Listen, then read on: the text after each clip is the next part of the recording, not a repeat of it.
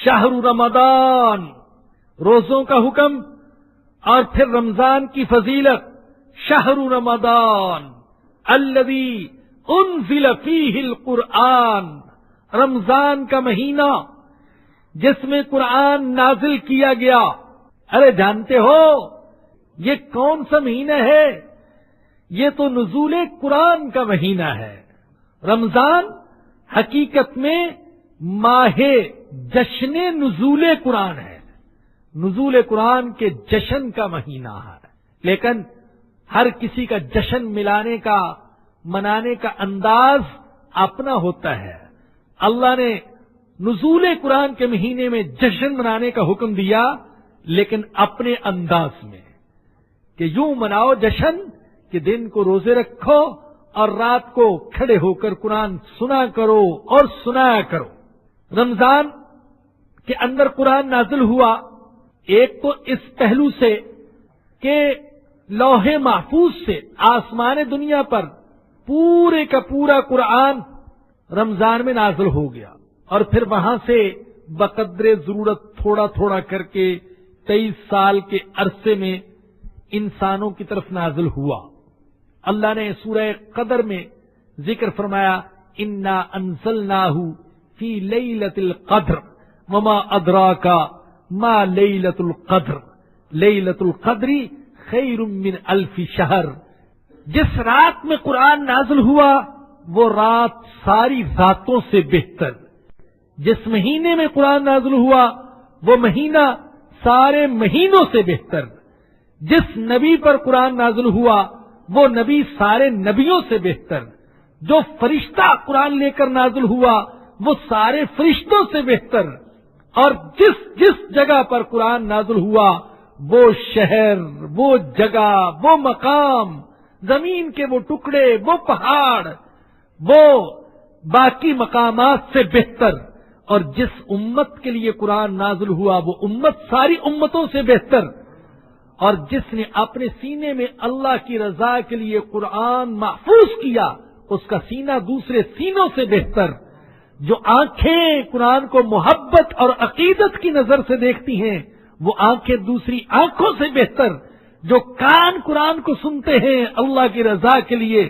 وہ دوسرے کانوں سے بہتر، جو قلم قرآن کی تفسیر لکھتے ہیں وہ قلم دوسرے قلم سے بہتر، جو مال قرآن کے لیے خرچ ہوتا ہے وہ مال دوسرے مال سے بہتر ہے۔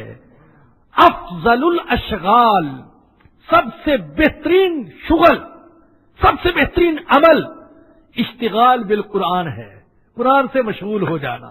اللہ اکبر، سب سے بہترین شغل یہ ہے کہ اللہ کسی کو قرآن میں مصروف کر دے۔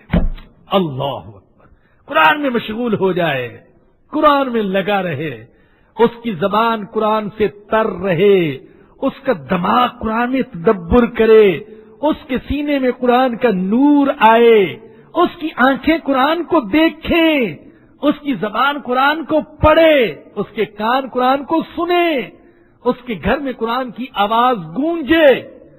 بہترین عمل اعمال میں سے وہ قرآن میں مصروف ہونا ہے، قرآن میں مشغول ہونا۔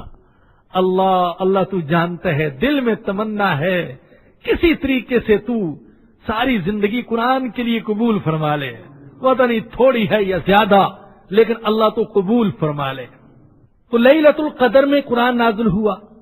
اسی طریقے سے جو پہلی 5 آیات ہیں وہ بھی رمضان مبارک ہی میں نازل ہوئی۔ اقرأ بسم ربک الذی خلق، خلق الانسان من علق، اقرأ وربک الاکرم الذی علم بالقلم، علم الانسان ما لم یعلم۔